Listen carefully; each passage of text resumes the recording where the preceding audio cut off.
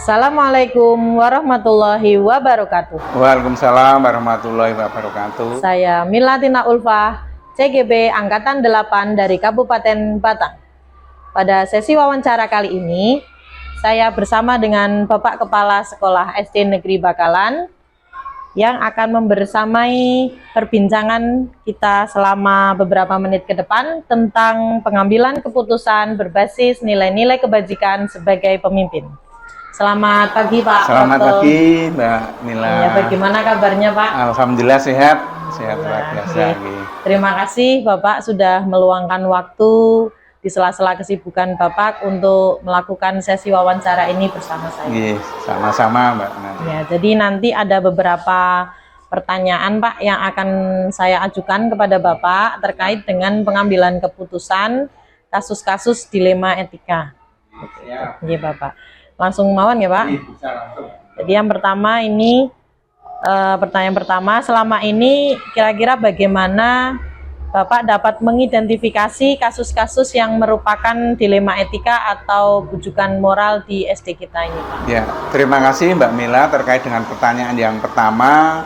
Saya selaku kepala sekolah mengidentifikasi bahwa itu termasuk dilema etika jika menyangkut hal benar lawan benar. Terasa melanggar etika, namun ada fakta tertentu yang patut kita pertimbangkan karena kepedulian dan kebermanfaatannya. Tidak melanggar hukum dan bisa dipertanggungjawabkan. Pengambilan keputusan dilema etika juga berdasar prinsip mengutamakan kepentingan murid. Untuk bujukan moral berarti berhubungan dengan hal benar lawan hal yang salah. Apalagi ketika terdeteksi melanggar hukum, maka ini jelas bujukan moral. Jadi Bapak awalnya mengidentifikasi itu apakah dilema etika jika menyangkut hal benar lawan benar. Kemudian menyangkut bujukan moral berarti jika berhubungan dengan hal benar yang atau melawan hal yang salah begitu ya Pak. Apalagi kalau terdeteksi melanggar hukum berarti ini jelas ke arah bujukan moral begitu nih. Selanjutnya Pak, untuk pertanyaan kedua ini, selama ini bagaimana Bapak menjalankan pengambilan keputusan di sekolah Bapak, terutama untuk kasus-kasus di mana ada dua kepentingan nih yang sama-sama benar atau sama-sama mengandung nilai kebijakan. Kebajikan, maaf. Ya, terima kasih Mbak Mila. Sesulit apapun keputusan yang harus diambil untuk permasalahan yang sama-sama benar, sebagai seorang kepala sekolah atau pemimpin, kita perlu mendasarkan keputusan kita pada 3 unsur. Yaitu yang pertama adalah berpihak pada murid.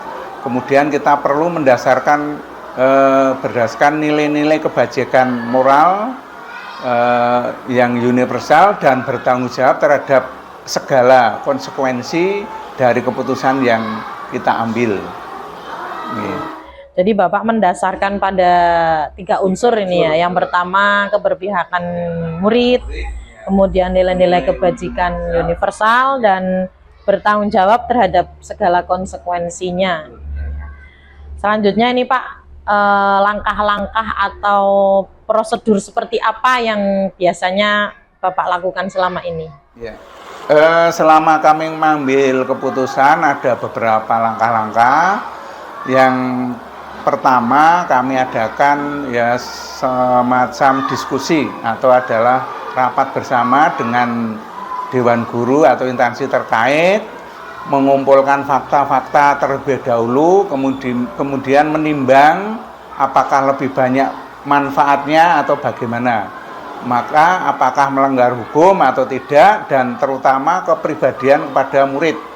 Jadi kami selaku kepala sekolah selalu mengedepankan terkait dengan musyawarah dan titik beratnya pada kepentingan terkait dengan kepribadian murid. Ketika sudah melanggar hukum dan terutama kepribadian pada murid, menjadi keputusan untuk kita pertanggungjawabkan bersama. Jadi keputusan yang sudah kita putuskan menjadi keputusan yang kita pertanggungjawabkan secara bersama-sama. Jadi intinya berdiskusi Iya, dengan betul. rekan sejawat stakeholder yang ada di sekolah gitu Pak ya. Iya. Nah kemudian ini Pak, hal-hal apa saja yang selama ini Bapak anggap efektif dalam pengambilan keputusan, terutama kasus-kasus yang berbau dilema etika ini Pak? Iya, terima kasih Mbak Mila. Jadi ketika saya mengutamakan keputusan ini mengutamakan kepentingan umum. Jadi kepentingan umum itu kita dahulukan, berusaha sesuai dengan peraturan yang berlaku atau ya semacam keputusan kesepakatan di sekolah kita, dan juga mengutamakan rasa peduli, maka keputusan akan aman dan efektif terkait dengan pemberlakuan ataupun keputusan tersebut. Jadi di sini saya garis bawahi bahwa Bapak ini mengutamakan kepentingan umum. Yang pertama nih, berusaha melaksanakan atau mengambil keputusan itu sesuai dengan peraturan yang berlaku nih Pak, dan juga mengutamakan rasa peduli, kepedulian yang tinggi. Kemudian hal-hal apa saja nih Pak yang selama ini jadi tantangan dalam pengambilan keputusan pada kasus-kasus dilema etika? Ya, terima kasih. Kami selama di SD Negeri Bakalan memang ada beberapa tantangan. Namun tantangan itu bukan menjadi penghambat kita, tapi merupakan hal yang perlu kita musyawarahkan, kita ambil kesimpulan, ambil keputusan yang bijaksana. Kita harus menggali, kita awali dengan menggali fakta-fakta dengan hati-hati, karena ini menyangkut keputusan, serta teliti dan menjelaskan kepada semua pihak agar keputusan ini tidak menimbulkan kesalahpahaman, sehingga menjadi keputusan yang mufakat, yang bisa diterima oleh semua pihak. Jadi nanti keputusan itu tidak ada rasa yang salah satu disalahkan atau kita pojokkan atau bagaimana, tapi merupakan keputusan yang sudah diambil secara bersama-sama, sepakati bersama gitu Pak ya. Oke, nah ini apakah dalam hal pengambilan keputusan ini Bapak memiliki sebuah tata kala atau jadwal tertentu Pak dalam sebuah penyelesaian kasusnya, terutama kasus-kasus dilema etika? Ini apakah Bapak langsung menyelesaikan di tempat seandainya ada kasus yang terjadi, atau memiliki sebuah jadwal untuk menyelesaikannya begitu? Misalkan iya ada jadwal atau tata kala dalam menyelesaikannya, bentuk atau prosedur seperti apa yang Bapak jalankan? Ya, terima kasih Mbak. Jadi kami selaku kepala sekolah terkait dengan memutuskan suatu keputusan, ya yang jelas kita pertimbangkan terlebih dahulu. Jadi sekolah kita itu ada semacam tata kalanya atau peraturannya, karena tidak semua kasus itu selalu sama, atau kasus itu perlu kita identifikasi terlebih dahulu. Mungkin diawali dengan menyampaikan atau menegurnya itu sudah terselesaikan. Kadang kala satu kali kita memberikan pengertian kepada seseorang yang melanggar aturan itu, mungkin langsung dia bisa mengindahkan, tetapi ada kalanya ada yang melanggar peraturan itu ditegur tidak mengindahkan. Nah, kemudian kita juga memberikan teguran yang berikutnya dengan diberikan sanksi atau waktu yang lebih aturan yang lebih tegas lagi. Sepertinya yaitu peringatan atau SP1 dan sebagainya, sehingga tentunya dengan pengertian-pengertian apa yang merupakan aturan-aturan di sekolah yang harus kita patuhi, dan aturan itu adalah tetap aturan yang pertama, di mana kita mengambil keputusan untuk seseorang yang membantu kita dalam mengambil keputusan. Sebenarnya keputusan itu kita ambil bersama dengan adanya komunikasi yang baik antara orang yang melanggar aturan itu dengan semua pihak dengan kita. Jadi ada komunikasi yang baik dengan antara pelanggar dan kita selaku pemberi keputusan. Itu Mbak yang perlu kami sampaikan. Berarti ada tata kalanya Pak ya untuk SD kita ya. Kemudian awalnya diberikan teguran dulu secara hati-hati begitu ya, atau bisa berbicara dengan dari hati ke hati gitu. Kemudian kalau misal masih tidak diindahkan akan diberikan peringatan selanjutnya begitu. Tapi tetap komunikasi yang utama nih secara hati-hati. Nah, ini selanjutnya Pak, adakah seseorang atau faktor-faktor apa yang selama ini mempermudah atau membantu Bapak ini dalam pengambilan keputusan dalam kasus-kasus dilema etika? Oh iya, terima kasih Mbak.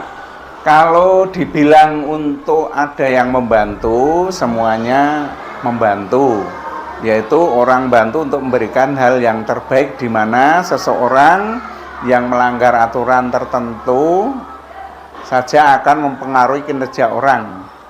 Yang pertama, kita mengajak orang yang melakukan pelanggaran itu dengan berbicara dari hati ke hati. Jadi kita dekati apakah yang mereka lakukan terkait dengan pelanggaran, dengan rekrutmen, mentaati regulasi yang ada atau aturan yang ada, itu tidak bisa kita melanggar regulasi yang kemudian bagaimana kita bisa memberikan pemahaman atau regulasi kepada orang yang melanggar aturan itu.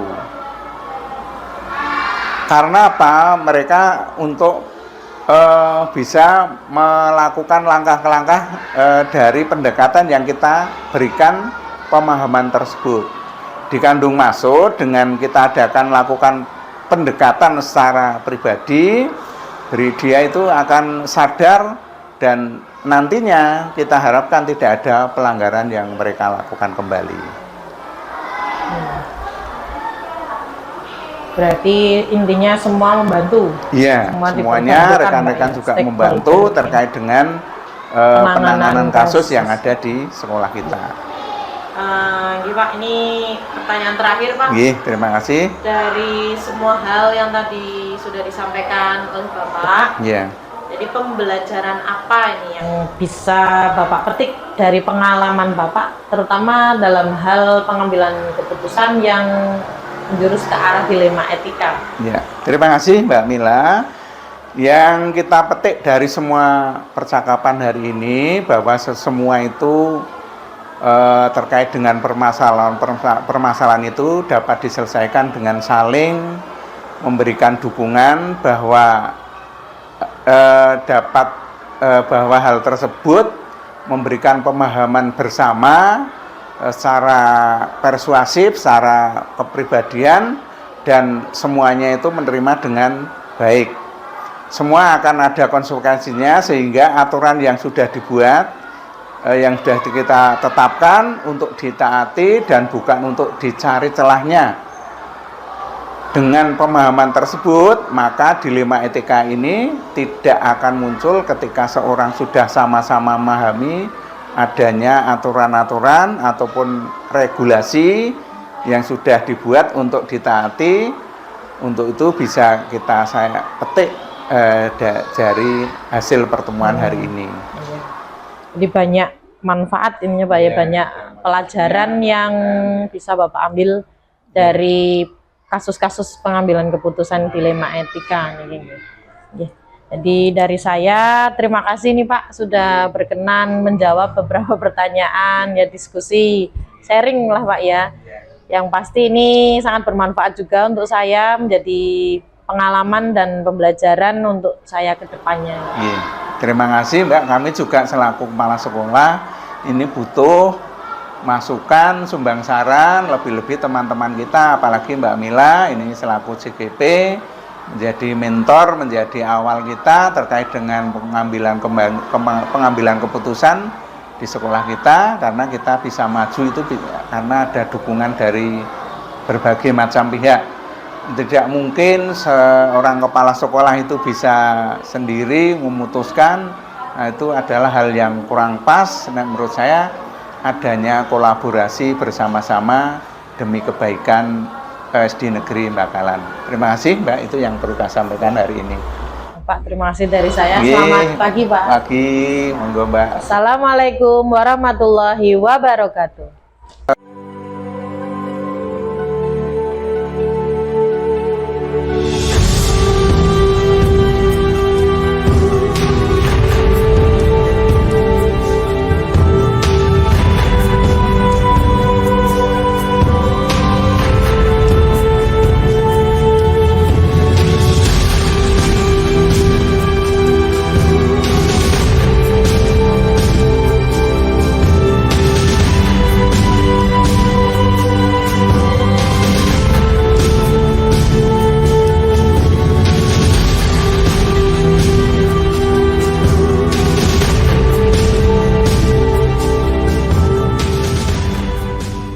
Assalamualaikum warahmatullahi wabarakatuh.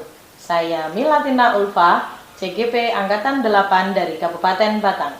Hari ini saya akan melakukan sesi wawancara bersama Ibu Emma Trisyani SPD SD selaku Kepala Sekolah SD Negeri Botolambat 2 Kecamatan Gandeman. Sesi wawancara ini berisi tentang pengambilan keputusan berbasis nilai-nilai kebijakan sebagai pemimpin.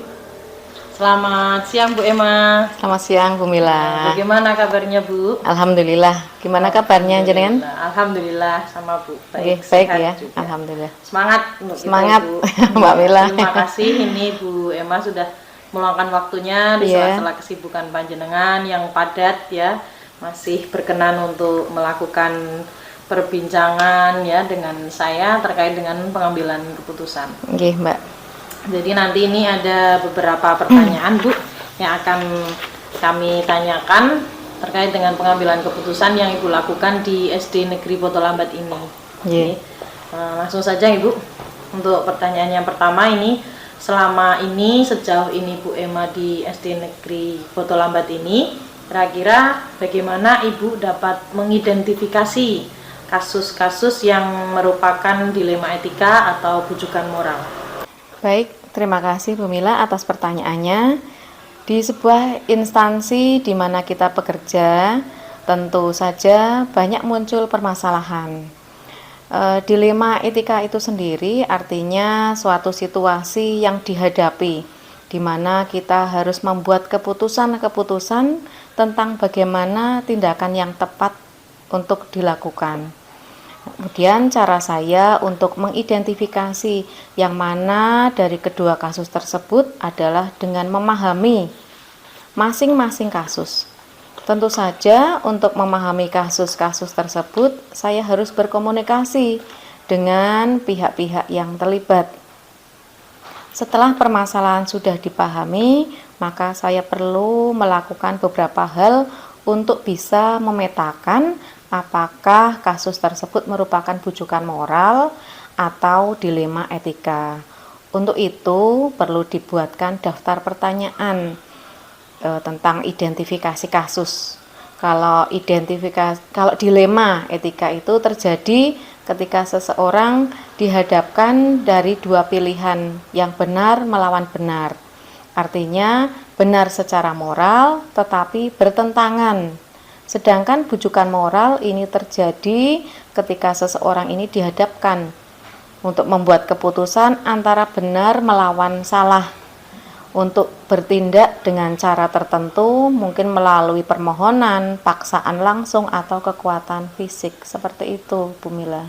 Ya, berarti cara Ibu mengidentifikasi kasus-kasus itu yang pertama dengan berkomunikasi dengan pihak-pihak yang terlibat begitu ya Bu? Iya, betul dan sekali. Selanjutnya memetakan kasus tersebut apakah itu kategori dilema etika atau bujukan moral gitu. Nggih. Kemudian selama ini bagaimana yang Ibu jalankan ya, pengambilan keputusan yang bagaimana yang Ibu jalankan di sekolah ini, terutama untuk kasus-kasus di mana ada dua kepentingan yang sama-sama benar atau sama-sama mengandung nilai kebijakan.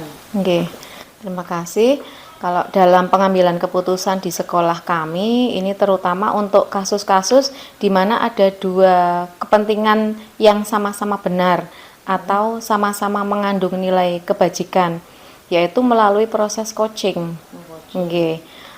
Coaching ini merupakan suatu langkah yang cukup tepat dalam proses pengambilan keputusan dengan melihat dari sudut pandang dua sisi.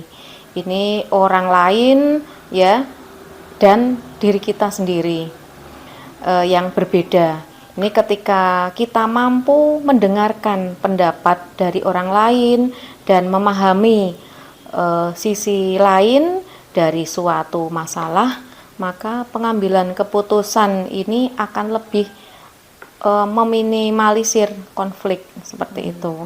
Tapi ada yang harus diingat nggih, bahwa semua keputusan ini harus dikembalikan pada aturan yang ada seperti itu, Ibu Mila.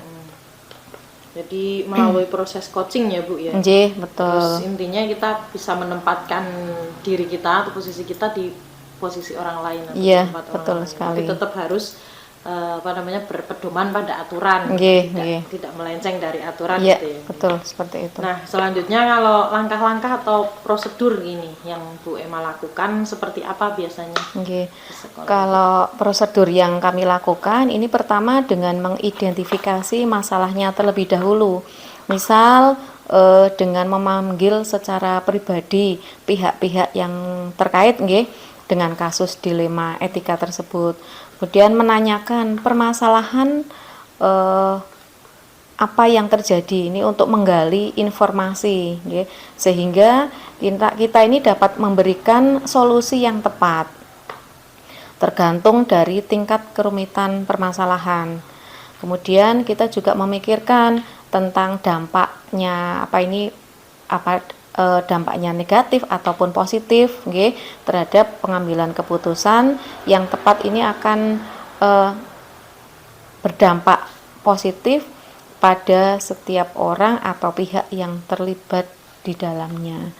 Jadi kita lihat dulu permasalahannya, kemudian melihat apakah pengambilan keputusan ini berdampak positif atau negatif seperti itu. Jadi berhati-hati terhadap pengambilan keputusan pada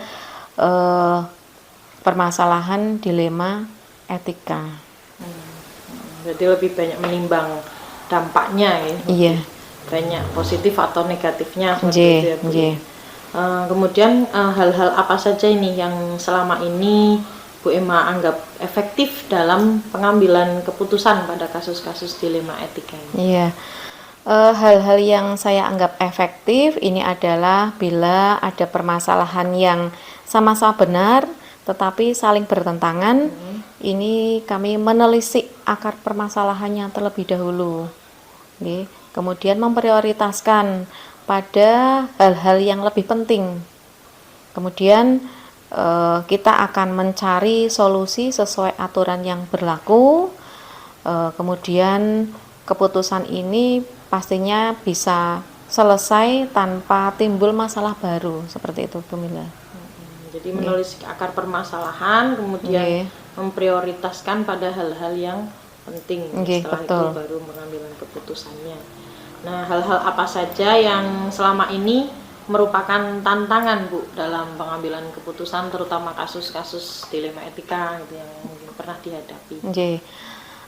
Hasil keputusan yang diambil ini mungkin ada pihak-pihak yang tidak bisa menerima sepenuhnya proses untuk dapat memahamkan sebagian orang untuk menerima secara ikhlas ya dan menjalani keputusan untuk menjadi sebuah tantangan ini, serta untuk tetap istiqomah dalam menjalankan keputusan yang sudah disepakati. Jadi dalam pengambilan keputusan pun pastilah yang namanya tantangan itu jelas ya dari pihak yang pasti di antara kan ada dua permasalahan, maksudnya ada dua pihak yang bertentangan Kalau jadi ya memang pasti ada pihak yang merasa kurang kurang terwakilkan suaranya. Jadi harus legowo menerima keputusan nggih. Yang Seperti jelas ya kita memang tidak bisa menyenangkan atau memuaskan keputusan kita untuk dua orang yang bermasalah itu. Pasti Iya. ada satu yang harus ya gitu, menerima legowo itu ya tadi, menerima menerima keputusan nggih. Tapi kan kita ambil titik tengahnya itu Ibu ya. Nggih. Nah kemudian ini Bu Emma sendiri memiliki sebuah tata kala atau jadwal tertentu tidak dalam sebuah penyelesaian kasus dilema etika? Apakah kalau ada masalah langsung diselesaikan di tempat atau memiliki sebuah jadwal untuk menyelesaikannya begitu? Misalkan iya ada jadwalnya, berarti bentuk atau prosedurnya seperti apa yang dijalankan? Nggih. Kalau jadwal ini tidak ada jadwal yang saya tentukan nggih. Ini pokoknya kalau misalnya ada permasalahan ya segala hal ini harus tuntas. Langsung kami tindak lanjuti, kemudian harus kalau bisa ya diselesaikan secepatnya nggih. Meskipun begitu ya tergantung dari ringan beratnya suatu kasus permasalahan seperti itu Bimila. Jadi intinya sesegera mungkin Nggih. ketika ada kasus Iya, harus diselesaikan. iya, tidak ada jadwal. Tidak perlu Nggih. tidak, maksudnya tidak ada jadwal tertentu gitu Bu. Nggih, nggih. Betul. Kemudian ada seseorang atau mungkin faktor-faktor yang selama ini mempermudah atau membantu Bu Emma dalam pengambilan keputusan Nggih. kasus dilema etika ini. Ya, tentu saja ada ya. Komunikasi yang baik dengan semua warga sekolah itu yang paling utama Bu Mila. Pengelolaan emosi yang baik dan pemahaman tentang teori pengambilan keputusan. Ini sebagai seorang pemimpin ini menjadi faktor yang mempermudah kami dan membantu dalam pengambilan keputusan. Berarti ya faktor yang mempermudah atau membantu saya dalam pengambilan keputusan ya semua pihak yang ada di sekolah ini iya ini sangat stakeholder sekolahan. Iya, tim di sekolahan ini. Nah, ini yang terakhir ini Bu, pertanyaan terakhir. Jadi dari semua hal yang tadi sudah disampaikan oleh Bu Emma, kira-kira pembelajaran apa yang bisa Bu Emma petik dari pengalaman Bu Emma dalam mengambil keputusan dilema etika? Dalam mengambil sebuah keputusan ini maka saya mengidentifikasi jenis kasus harus bisa dilakukan lebih awal dengan melakukan pengujian lalu melakukan pengujian benar lawan benar untuk dapat menentukan paradigma apa yang akan kita pilih sehingga keputusan ini bisa diambil sesuai dengan prinsip-prinsip yang tidak merugikan siswa seperti itu atau selain siswa ya mungkin guru-guru juga sama tidak merugikan semua pihak intinya seperti itu. Mengidentifikasi jenis kasus gitu ya Bu melalui pengujian agar didapat paradigma yang kemudian kita ambil paradigma yang dipilih gitu ya. Tidak ya intinya meminimalisir rasa ketidakpuasan dari menerima keputusan. Iya betul seperti itu Bu Mila. Itu Bu, demikian sesi wawancara ini. Saya terima kasih sekali ya Bu ya sudah meluangkan waktu dan mohon maaf apabila dalam menyampaikan pertanyaan mungkin kurang tepat atau bagaimana. Terima kasih sekali Bu Mila, saya juga mohon maaf jika jawaban saya kurang memuaskan. Itulah apa adanya, saya menjawab apa adanya yang terjadi di sekolah kami. Terima kasih kerawuhannya. Semoga tugas-tugas panjenengan bisa segera terselesaikan dan selalu semangat dalam dalam kegiatan CGP angkatan 8 Yang pasti jadi sebuah pengalaman ini, Bu. Oh iya. Dengan berbincang-bincang dengan jenengan pasti saya mendapatkan pelajaran yang luar biasa. Iya, sama-sama Bu Mila. Terima kasih, selamat Iya, siang, Bu selamat Ima. siang. Wassalamualaikum warahmatullahi wabarakatuh. Waalaikumsalam warahmatullahi wabarakatuh.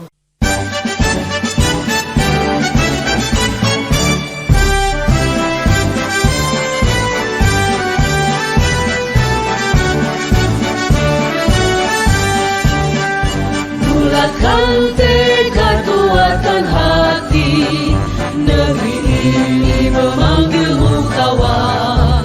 Belajar bergerak berbagi untuk negeri, guru penggerak majukan pendidikan.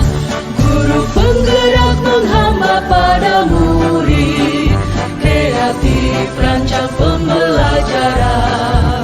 Hargai potensi, tingkatkan prestasi.